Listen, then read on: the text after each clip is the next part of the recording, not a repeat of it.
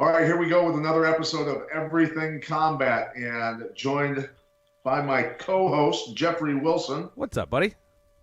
We are going to interview a guy that, I'm proud to say this. He was my really idol my entire athletic career, which spanned from kindergarten all the way into my early 40s. And I still idolize this guy. He's done some amazing things that most people would never even consider trying. He's a two-time NCAA Wrestling Champion, an Olympic gold medalist, among other things. He had a winning record as the head coach at the University of Iowa of 355 wins against 21 losses, 152. And I'm just going to go right down the line. I don't want to miss anything. 152 All-American wrestlers underneath this man, 45 national champions, 106 Big Ten champions, 12 Olympians, 8 medalists, and was also the thing that I think is one of the most amazing things about this gentleman's career as a wrestler was that he was the Tbilisi champion in Russia, which I think maybe 14 or 15 men have ever won that from America. So this is a unique individual who has driven many, many people, not just the guys that wrestled for him in his room, but men across the country and boys across the country who wrestled, who never met him, who were motivated by him and idolized him. So we're very, very proud, very excited to have Dan Gable on the show today. How are you, Dan? 15-time NCAA championship coach, too. Sorry. 15-time NCAA champion coach. 17. Oh, sorry. Jeez. How are you, So Dan? actually, I'm going to correct you. It is 15, but I had a couple as an assistant. So Okay. Well, I'm counting the other two, so there. All right. Well, that's okay. All right. So anyway, throughout your career, you've done some amazing things, and really, what I have to ask you is, at what point in your life did the switch click for you as a wrestler to where you said, "I get it"? That's the thing that has always stuck with me. I've never had a chance to ask you that, where you just finally said, "I truly get it. I understand it. It's like a Rubik's Cube that I've figured out." And how old were you, and why do you think that is? Hey, that's a great question. I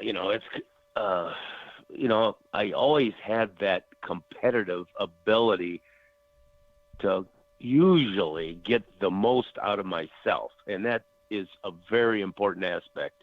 Just knowing how to compete and knowing how to compete at that highest level. And what that highest level is changes all the time also, just because you learn new things and there's new ways and there's new science. So you're forever kind of moving forward. But I would say that, even though I was undefeated in high school for 3 years, that's the 3 varsity years that I had because I was only eligible for 3 years. Ninth grade was junior high, and then, I went to college, and as a freshman we weren't eligible either, but I got to wrestle in a lot of events, and I was undefeated there. And then my sophomore year, I was undefeated, and I'm the national champion. And so, I have a lot of matches under my belt, and I'm undefeated in collegiate wrestling or scholastic wrestling. But I think it was my junior year in college, probably about a month into the season, my junior year. So now I got a lot of wins under my belt. But all of a sudden, I started dominating in practice like I hadn't before.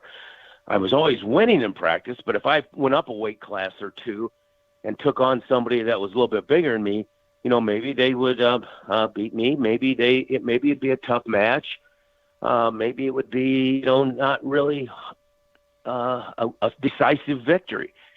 So all of a sudden, about a month into my junior year, so now we're going through 3 years in high school. We got a freshman year in college. We got a sophomore year in college. And now we're into my junior year. All of a sudden, I started going to a new level of excellence that I had never been to. And by that, I mean, I went up weight classes. I took on everybody in the room.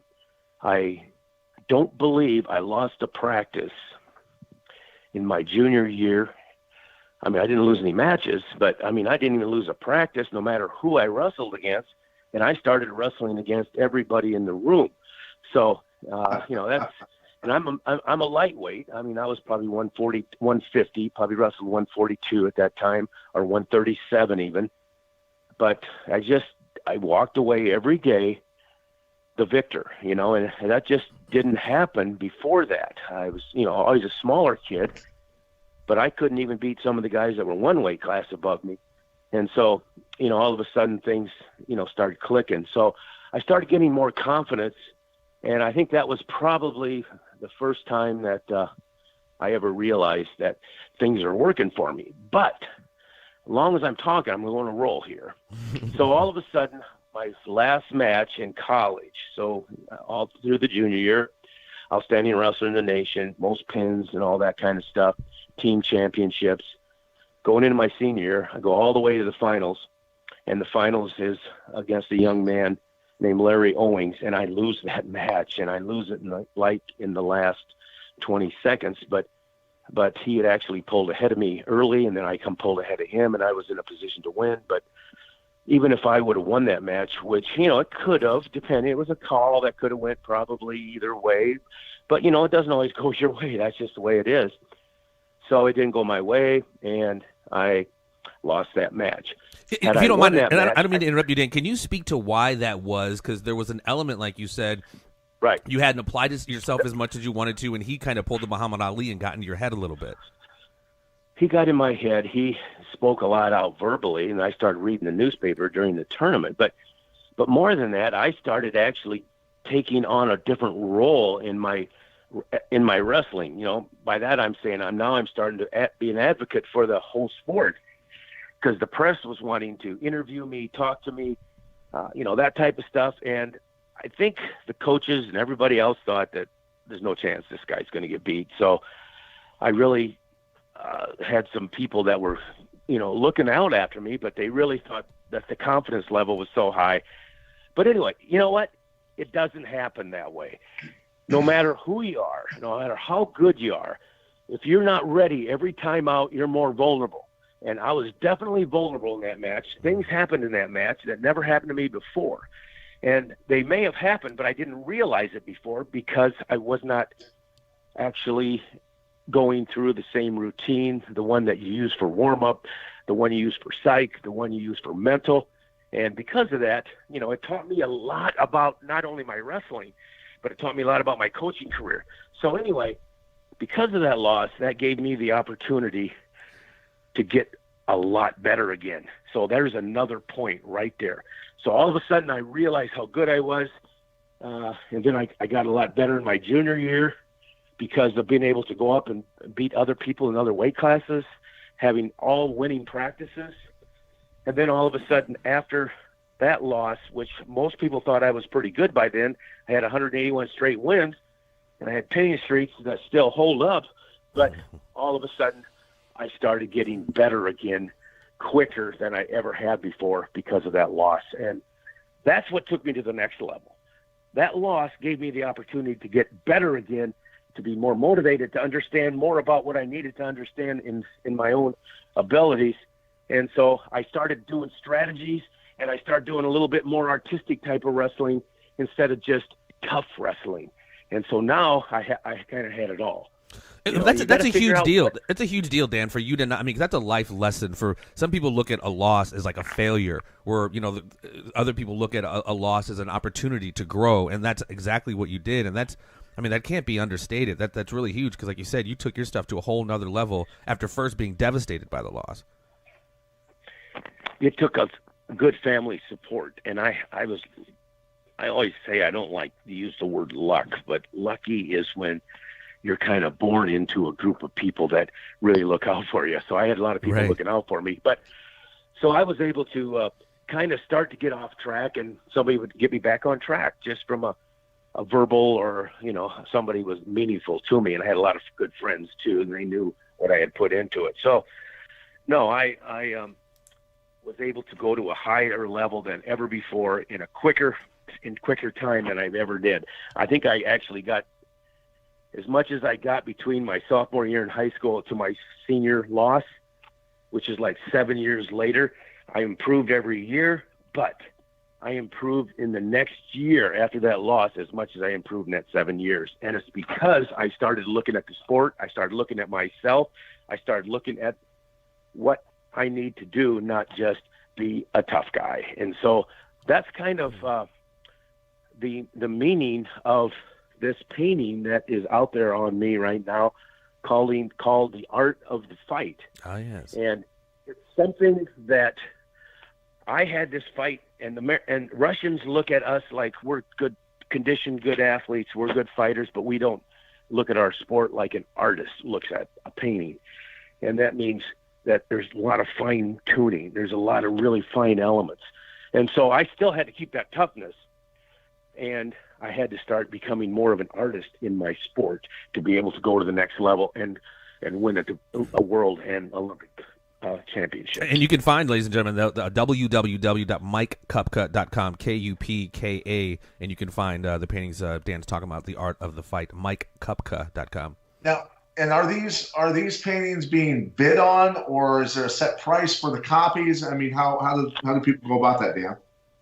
Yeah, no, they're on the website. There's some affordable ones for young people for great holiday gifts. I mean, there's $30 nice artistic paintings that are great for young people or anybody. But then there's also for people that really get into art collections and that like to have famous paintings of certain people. And if I'm in that category, they go up in price. I mean, They start out, I think, about $30 for those posters, but they go all the way up to I think they're pretty expensive. I mean, they could be. I mean, I think there might be a $2,000 or $3,000 painting in there, but they're a lot different, obviously, and they're kind of masterpieces, that type stuff. So yeah, for an art collector, that's not a high price to pay for people that love art, especially art around sports and around legendary sports figures. So that's certainly more affordable than I think a lot of people expected, which is awesome. So I would expect those paintings to go pretty quick. Well, I hope so. I like to promote the sport of amateur wrestling, and what's kind of funny is that there's I'm a wrestler, never really did a lot of martial arts. I did some. Well, actually, wrestling is a martial art. So yeah, as far as I'm concerned, but also I did some judo stuff, and I combined it with my wrestling, and it came through in a world semifinal match where I was actually in a struggling match, and I hit a foot sweep, which really isn't a known wrestling hold. I mean, we do have it, but it's more like in jiu-jitsu or judo, and I hit an unbelievable foot sweep that sent my opponent in orbit, and about knocked him out. I don't. He may still be up there, but I think he landed because I had to turn him over and pin him. But he was knocked out almost, and they didn't know it. But wow, it was one of those things that when you kind of spread yourself a little bit, and I know that Pat, you did a lot of fighting and MMA, and you got this grip called the Gable grip that's even involved with the MMA. So it's pretty good. And I when I do seminars, I cuss at the MMA people that don't know it yet. Well, they better learn it real quick. That's because of you. That's a day one thing in Iowa, right? Yeah, no kidding. It really is. So I want to go back to your junior year when everything started clicking. And I've got to drag you back there because I want people to understand who didn't grow up wrestling. To even be good enough to be in a Division I level wrestling program is pretty hard to do. I mean, you've got to be a pretty special individual. But to be able to go into a room weighing, like you said, wrestling at the weight that you did, you weren't a huge man. You were 150 pounds max. and smashing the heavyweight and the 190 pounders, 197 pounders, stuff like that on the team and beating those guys. I don't think people fully comprehend how difficult of an order, how tall of an order that is. I mean, that for professional athletes in combat sports, for people to understand that, that would be like Floyd Mayweather beating Mike Tyson when he was the heavyweight champ, and also being able to, when Evander Holyfield was the cruiserweight champion, being able to beat him, and on down the line, you know, to a Bernard Hopkins at middleweight or super middle, you know, all those types of guys that were much bigger, and being able to beat those guys in a boxing match. That's basically the equivalent of what you were doing against all your teammates in a Division I room. Yeah, it was pretty amazing. I think one of the strategies, and I go back to that conditioning aspect, is that I was able to bring them down to a lower level of what their really true effectiveness was. And so all of a sudden they might have had something to do with your speed and aggressiveness too, right? Well, yeah, I'm sure that. But I'll tell you what it really had to do with physics. You know, you say you go to school to learn how to wrestle, you learn how to go to, you know, different classes, but I'll tell you, the physics class is one for fighters and for wrestlers that you really want to kind of understand, because you got to really kind of understand what it is if you really want to do it, and then you'll go about doing it more. So it's like me, even though I weighed 150 pounds, I was using my opponent's weight against him. I was using my weight against him. And so whatever he weighed and whatever I weighed, that's how much power I had. So, you know, that leverage, it's like going up and picking up weights. I mean, if you're a weightlifter, there's technique involved. There's strategy involved. It's not just straight grunt. And that's kind of you go back to that painting again. That's that artistic part. And so I learned a lot of really angles, and I learned a lot of positioning by just squatting and putting my weight down. What's kind of funny is I got all these grandkids, and it's automatic. I go to pick up a grandkid, and he don't want to pick me up, and he's only 1 year old, and he goes into a full squat, and he's a lot more heavier down on the weight, because he's got all his weight down in one little ball, and it's like it's not spread out. And that's kind of what happened when somebody would shoot on me. I would hit him with not a weight of extension, but all that weight was squashed and put him out of position. So, it's basically that comes from practice. You know, you got to learn that. It's got to become a natural kind of reaction, and then, you know, then you're going to be a lot better. Yeah. So and I wanted to ask you a question about, you know, wrestling technique, and as it relates to, you know, wrestling's been around for at least 2,000 years, we know. Same as pancration, which was wrestling with the fighting involved in it, which is modern day MMA, is that version of pancration. But when we think about it, and I see people and they'll say, "Hey, I invented this technique. Look at this." And whenever that's something that I'll never claim ever in my life, that I invented anything that had to do with fighting. I would say maybe I rediscovered it, because things go in cycles, I think, and I want to get your feedback on that. In all the years of my fighting and wrestling and everything else, you as a group, a training group, guys would get good at certain things, certain setups for techniques, whatever, and then everybody that person trained with would become wise to it, and it no longer became effective, so to speak. They'd have to move on to something else, a different setup, whatever it was. But I think, and then new ways were created, and it was a constant evolving thing with technique. And I think that throughout history, obviously, that has gone on in cycles, that cyclical cycle throughout history, and things just get rediscovered, wouldn't you think? Absolutely. What's really interesting here is, you know, some of our most famous wrestlers, John Smith, David Schultz, these guys had an ankle cross that they did to a lot of people when they got on top of them, you know, and it's painful, but it's so painful it allows you to turn the guy several times and win the match just on a technical fall. But everybody, you know, a lot of people don't master that, and so it goes away for a while. Then you see all of a sudden John Smith and Dave Schultz performing this, and all of a sudden they get the claim, they get the reason that moves out there. But you go back.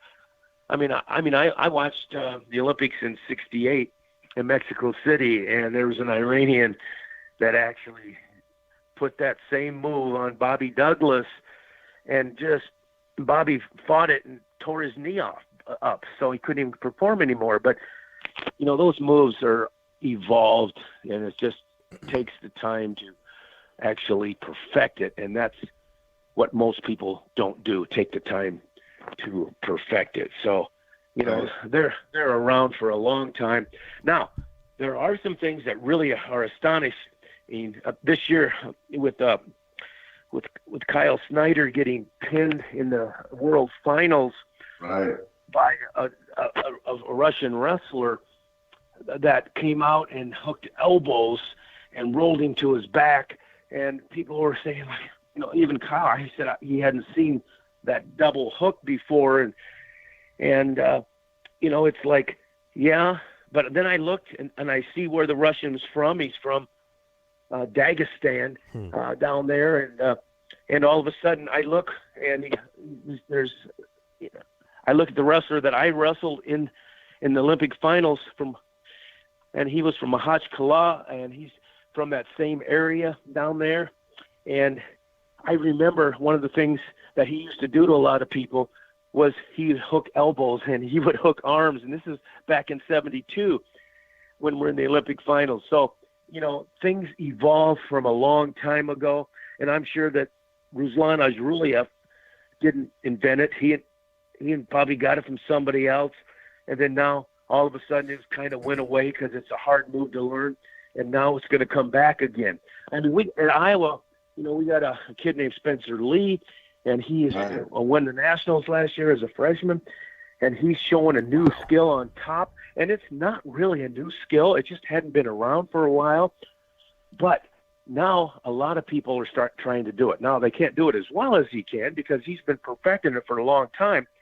But it's coming around again, and a lot of people are turning people a little bit easier than they have from the top position. So that's kind of what you're talking about.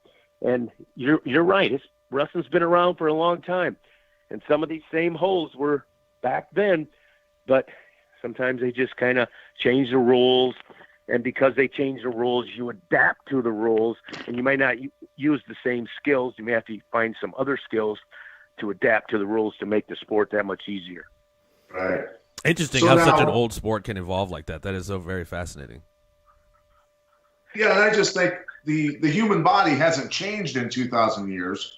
So we've had the same thing to work with, our brains in another body. Right. And, we just rediscover stuff. And that's why I say I've never invented anything that has anything to do with fighting.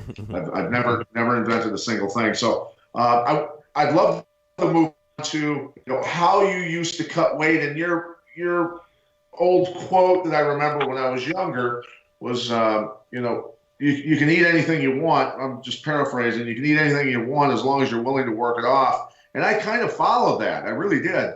I would run the amount of miles that I had to, and wrestle for as long as I had to keep my weight down or get my weight down to make weight. And I never missed weight as a wrestler, as a kid. I never missed weight as a fighter. But now we're running into an epidemic in the sport of mixed martial arts, where people are, even for world title fights, Coach,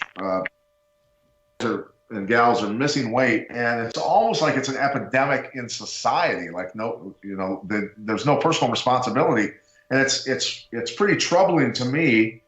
And I'm just wondering what your thoughts are on people's excuses on not making weight, because I'm just assuming here, but I don't guess you ever missed weight. No, I didn't. And I always used to like to add this comment to it that I like to be able to be tough enough to be able to eat whatever I want. And besides what you said, just working it off. And I really don't use the term cut weight anymore. And I think that the MMA and, those fighting people should study that aspect of more, and they should not be in a position that they're going to lose a whole lot of weight at one particular time. I mean, you can go to, to be honest with you, when I went to wrestling practice, if I had a hard wrestling practice, yeah, just for a short period of time, when I came down after practice, I jumped to the scale. I've lost up to 12 pounds in a wrestling practice, and that was a lightweight. So, Right. But you also learn that you want to keep some liquid going through you so you can have some better performance in practice. But sometimes when you're on a roll and you're feeling well, and you just you end up sweating a lot, and that's the way it is. But you can't depend on it on that way, because you need to be able to have your weight down. Every day that I went to practice, every day at the last year for the Olympic Games, by the time practice was started, as compared to when it was over, I could have made weight at that end of practice.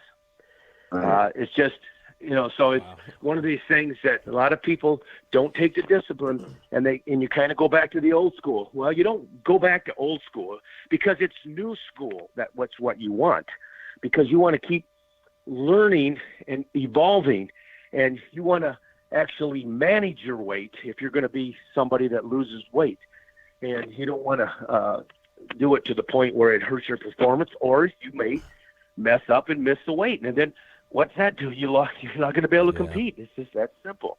So, well, and that's the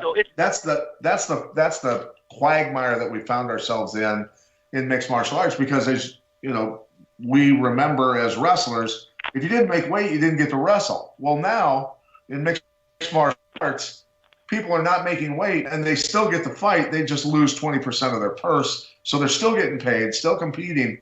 And now it's just, you can see it it started out as a crack, and now it's a massive opening in the dam, and a lot of athletes are not making weight. And the thing that's even worse is, as a wrestler growing up, you have to make weight over and over and over again for every match, every tournament, throughout the entire season. Where these athletes that are professional fighters, they only have to make weight 3 to 4 times a year, right. And it's even less excusable for midweight. And so I've gone off about it numerous times, even on air, that it's so inexcusable that this is happening. And I got in hot water. This is as far as down the political road I'll take you, Dan. But I was in the middle of a broadcast, and the day before, one of the female athletes had a lot of trouble. She did not make weight, and her trainers, she had her arms draped over the shoulders of her trainers, and they were literally dragging her feet, walking her away from the scale after she tried to weigh in, and it looked pretty bad. And the next night, she was performing great. She had rehydrated and great, and was destroying her opponent. And my broadcast partner, Michael Chavello, who you remember from he did an interview with you. Michael said to me, he said, she looks amazing tonight. You can't even tell that she had trouble making weight yesterday. And I said, yeah, Michael, I said, because yesterday she was doing the Clinton shuffle, because that was right around the election time when Hillary was having all kinds of problems. And my producer actually yelled in my ear and told me not to say that anymore. Wow. But that's the type of stuff we're dealing with constantly in the sport. And it's unfortunate, because it never crossed my mind to not make weight. Well, here's the thing also. It's like you want to not make it the number one thing in your life. The number one thing is actually to learn how to get good, to learn how to be good, to learn how to win, to learn how to be successful. And I have this quote that says, anybody can make weight, but not anybody can win. And so what's happening, those people that aren't making weight aren't really doing the things that's proper to win. Right. And because of that, they kind of fit into that category. So that's what they have to discipline themselves up to. They got to realize that every day when you go to practice, if you have a good, hard practice, you're going to be able to walk out after practice and be able to make your weight. And if you can't, then you're going to have to adjust and get to that point where you can do that. And you got to do it over a period of time, too. You just don't get it down to where you can do it for a week. You do it the year round. So my whole last year before the Olympic Games, every day, I actually weighed. I think my weight was about almost 150.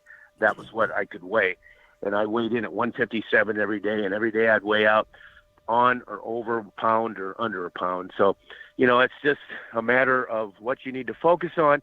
And if you focus on being successful and winning instead of making weight, because that becomes a mandatory thing that you control. That's controllable.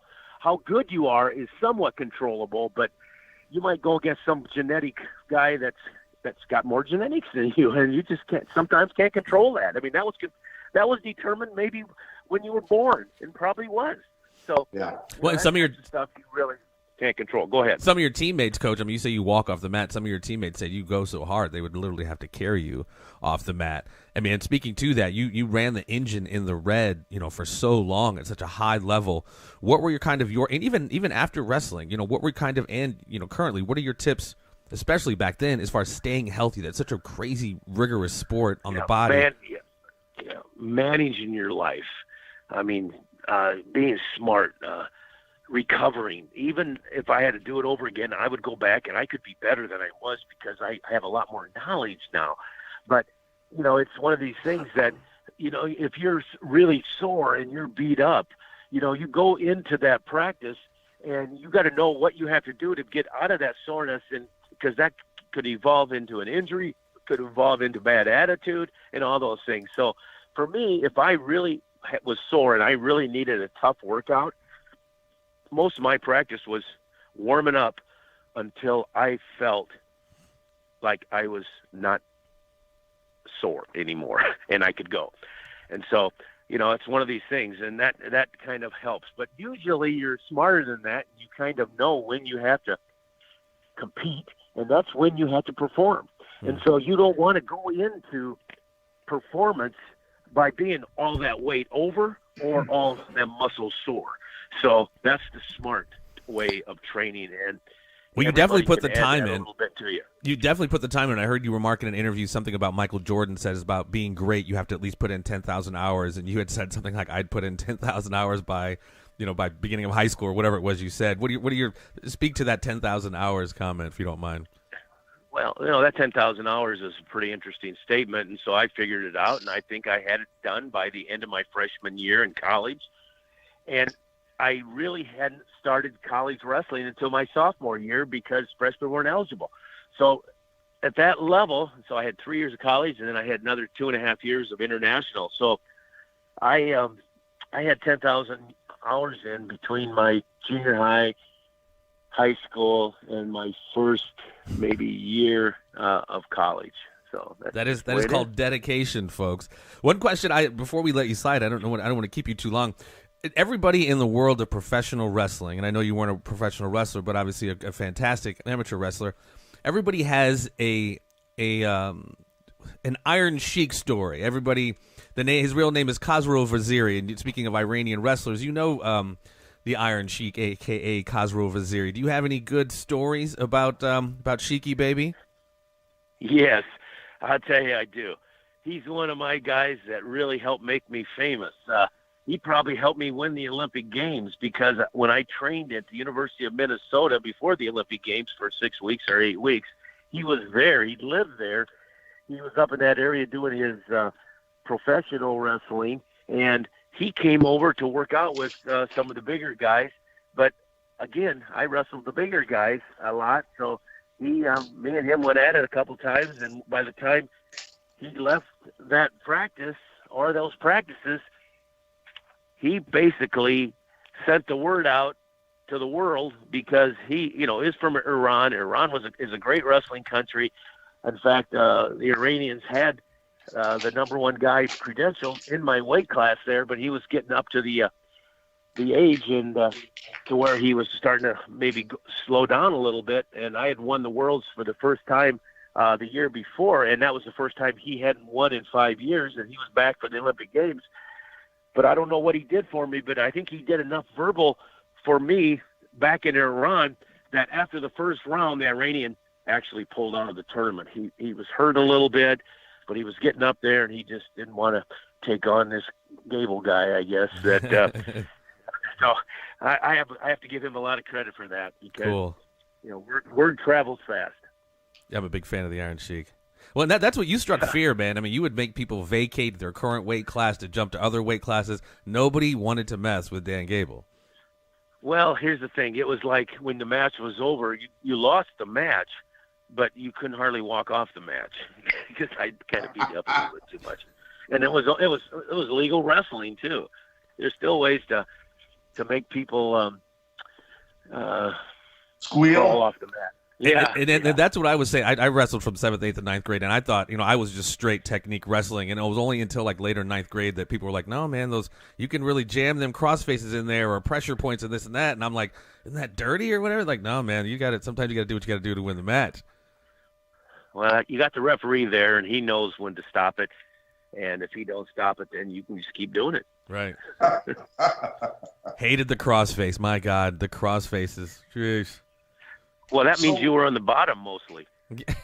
Like I said, well, it was interesting to hear that you were. I wrestled 7th grade, 90 pounds, and then I ended 9th grade at 112. And it was interesting to hear that you were, kicking butt at such a light weight. Oh yeah, I went from 95 to 103 to 112 to I jumped up to 130 then from in college. Then I went to 137, 142, and then I went up to final. My highest weight was 150. So that's what the world and Olympic weight was. I just kept growing every year, one weight class. Yeah, I was skin and bones, man. I was one of them late bloomers, man. I was just skin and bones. But I could thank my big brother Lance Wilson for toughing me up a little bit. He would definitely put some butt whoopings on me. Well, it sounds like you've done all right with yourself. So I think wrestling might have helped you a little bit. It certainly did during those years, man. It was I didn't think I'd get through it, man. My 7th grade year, I'm like, I'm done. I quit. But I stuck with it. Well, it might not be as good as girls, but in your terms, but you took that turn. I made that choice for sure. I waited till I was done wrestling, then I found me a girl. Smart man. So I remember back in many years ago, of course, when Royce Alger decided he was going to get into mixed martial arts, and I know that you weren't real keen on it back in the time. You've always been a pretty reserved guy, unless it was coaching wrestling or while you were coaching during the meet, you never really seemed to go overboard or tell people a whole lot of what you thought. You were always pretty reserved, pretty mellow about stuff. But I can tell you were definitely not overly keen at the time when the sport was new, and you were concerned about the health of the athletes who were getting into it, of course, and which is understandable. It is a very rough sport, but I remember when I had brought a couple of fighters up there, and I wanted them to at least experience the Iowa Wrestling Room during the summer, not during your practices per se during the season, but at least during the summer when the Hawk Club guys were up there, and obviously a lot of monsters are in the room during the summer training and up there working out, and I remember the Brands brothers and Zaleski, and I think you were in the room off to the side, and I was sitting against the wall at the time. It was my turn to sit out, and one of these guys that was not a big time wrestler. He was a good fighter, but not a great wrestler. And he was out on the mat. I can't remember who he was wrestling with at the time, but one of the Brands brothers asked Zaleski while they were out there. I heard him under his breath go, "Do any of these guys know wrestle?" And then at that exact moment, the kid that I brought up there just got launched, got smashed, dumped on his head, and Zaleski looked at him and goes, "No, I don't think they have. I don't think they have." And it was kind of a comical moment for me, with all these monster wrestlers in the room and legends and like yourself. I got a chuckle out of it. Let's put it that way. It was pretty funny. Well, I tell you, when you brought up Royce Alger's name, I kind of chuckled the whole time just because here's a guy that is just one tough guy. But, here's the thing. It's just like anything else. Mixed martial arts, that's why it's called mixed. I mean, you got to, you can't just do wrestling alone. And that's how, when he got involved with it, he just trained in the wrestling room and only wrestled and really didn't do a whole lot of learning some of the other aspects. And because he didn't have that, yeah, he might be able to be okay and he might do all right, but he wasn't even coming to wrestling practice, only but once or twice a week, and so he just kind of walked in cold. And I tell you, you still got to be in shape, you know. And, Yeah. And I think when I remember watching him, I think he went really good that first round, and he was looking really good against a tough competitor in mixed martial arts. But all of a sudden, he got exhausted. And I tell you what, no matter who you are, if you're totally wiped out, you know, you still got to train, no matter what you're doing. Still got to train. Yeah. You got to be able to hold up. And so, you know, that artistic painting is a lot about science, but I tell you what, don't ever forget that word fight as well. So you got to be able to hold up and compete well. Well, this is coming from an individual who ran to all of his classes at Iowa wearing ankle weights, so your conditioning was never a question. State, yeah. I'm sorry, Iowa State. Yeah, your conditioning was never an issue. Yeah. Well, it wasn't until I didn't warm up properly one time. Just like anything else, you still got to do your proper warm-ups, because you just jump into some kind of an event that your heartbeat goes from 70 to 200 in about 30 seconds. Yeah, it's going to take you over. You're supposed to gradually work that up. That's what's called warm-up. But I really wasn't ready in that last match, and I got tired right away, and I realized it, and I was thinking about it, and I was supposed to be wrestling. You don't think about how tired you are when you're wrestling. So Right. That's the way So now, as far as you're one of your legendary, the things that you're known for is having 4 daughters and having they call it and it's not a curse. I've got 3 daughters. I have no boys, just like most wrestlers and fighters. We seem to have all daughters, but you had 4 daughters, and now they named it the Gable curse. And when I got married and started having kids, I feared the Gable curse, and the product of that is 3 daughters for me, sir. Well, I'll tell you what, I got 4 daughters, but then I got 4 granddaughters, but I got 8 grandsons. So it kind of evens out. And I'll tell you what, I really enjoy, and that's what I do a lot right now. I do a lot is watching them play football, watching them basketball, watching them wrestle, watching them play baseball mostly. And they're good students, and a couple of them even like girls, but you know, it's one of these things that it's a good time. And I tell you what, when you do a good job, it carries over.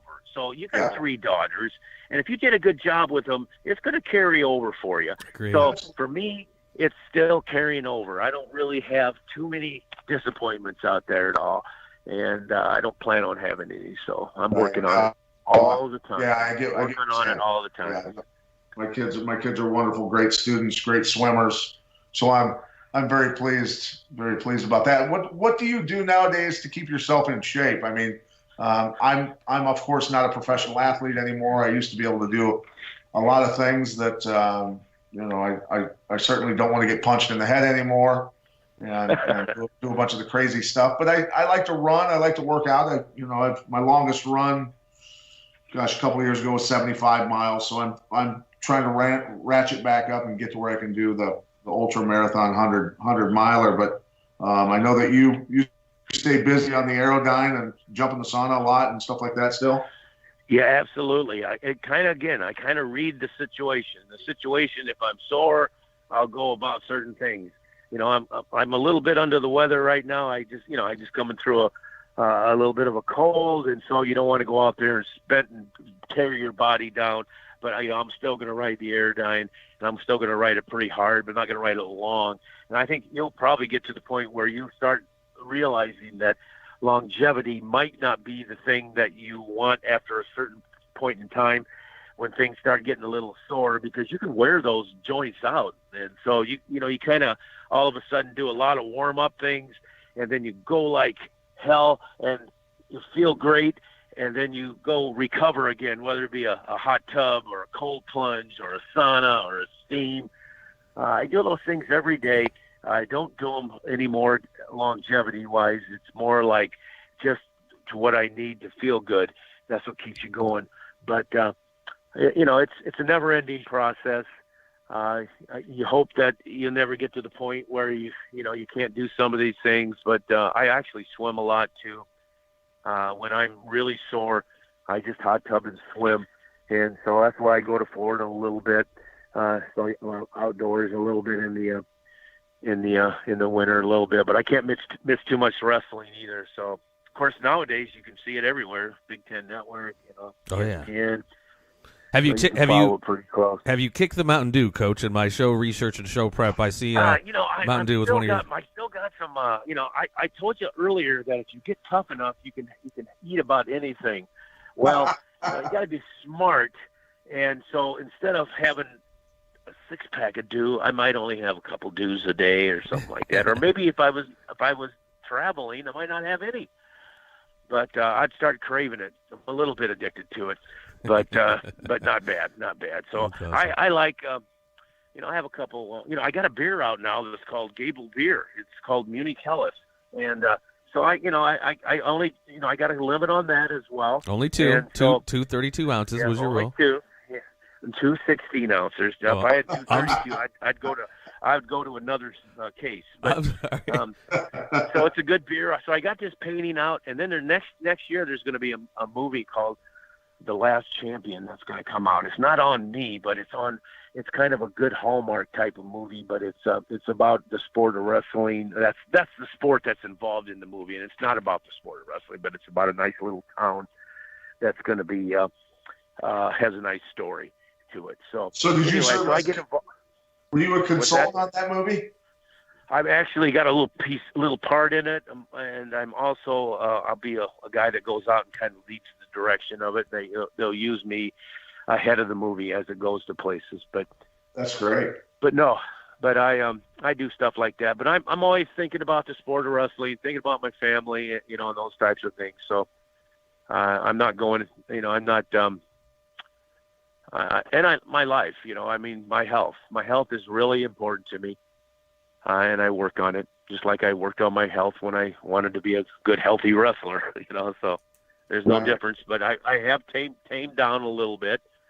I don't think I want to push till I pass out. But, if I pass out, somebody will wake me up. I love it. So we won't keep you much longer, but I've got to get these questions out of the way. I'm a ball hog, so to speak, right now with questions over Jeff, but I apologize. That's quite all right. Yeah. Back in the day, the legendary stories of the Iowa wrestling team, maybe slapping the wrestling team or some football players around, kind of just jumped into our conversations as when I was in middle school and high school, and those legendary moments of a few Iowa wrestlers getting a little unruly now and then. Wrestlers will be wrestlers, of course, but maybe you have a good story about one of those instances up there in Iowa City. Well, there's a lot of good stories. There's some that you can tell, and there's some that you can't tell. But they're definitely wrestlers. You want them to be good people, so you got to teach them what their limits are too. But sometimes when they're young and a little bit foolish. We brought Royce Elger's name up, so we might as well stick with him a little bit. I used to go down to the bars every night to about 12 o'clock just to walk in the front door so all the wrestlers would run out the back door. But, but that was part of my routine, which I shouldn't have really had to do it. I should have had more discipline, but they're young kids and I'm not going to tell them exactly what they can and can't do. It's just, they got to learn on their own a little bit, but I had to at least double check a little bit. So anyway, but one time, one of those exits out the back door, Royce, the guy that I had somebody positioned at the door that was non-wrestler, and when I came in, they would kind of have a signal for the people in the back playing pool and having a few beers or whatever they were doing. They would go out the back door. So one time, Royce had to get this last shot in on a pool ball. And so he waited just a little extra second, so he had to run out the door. When he opened that door and ran out, he really wasn't looking where he was going. He ran into a big old tree, knocked himself out, and,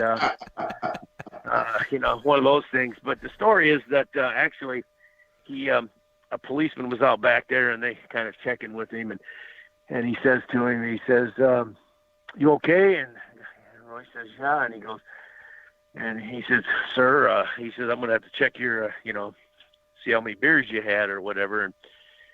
And Roy says, you don't know me? Because, Roy thinks everybody knows him. Right. Always. Because, he's pretty famous. But and the guy goes, no, I really don't know you. Can you give me your identification? So he took off running again. And by this time, though, he hit another big tree, and that was it. So they got him. He just he couldn't see that good after dark. I think. About to say, 2 trees. I'm not so sure who got the bad end of that, those oak trees or Royce, because Royce probably knocked him down. Yeah. He's pretty tough dude, pretty tough guy. And this will be my last one. I'll let Jeff talk, but one of the funniest stories I've ever heard in my life was 2 Iowa wrestlers. But this was after your coaching years. I'm sure that you talked to the Brands boys and everything about this when it happened. But the Ryan boys up there in Iowa City who were arrested for illegally hunting rabbits in town because they were wanting to get the pelts to make rabbit hats. Yeah. Sometimes, I mean, here's the thing.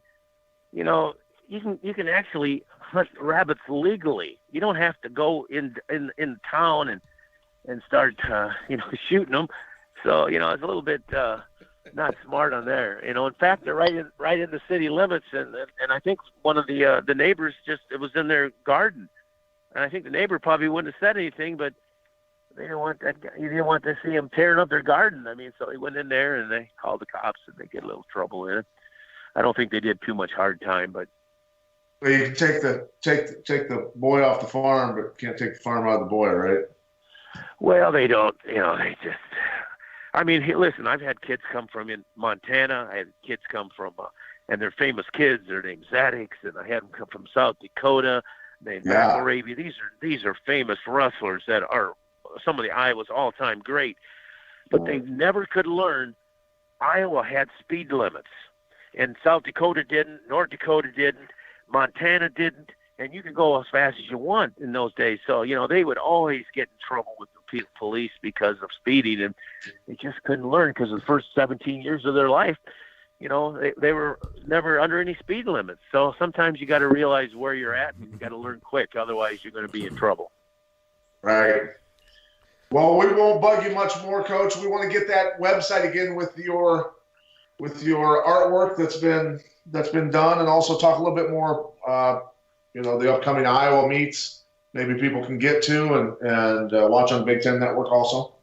Yeah, The Art of the Fight, www.mikekupka.com, Kupka, Mike Kupka, The Art of the Fight.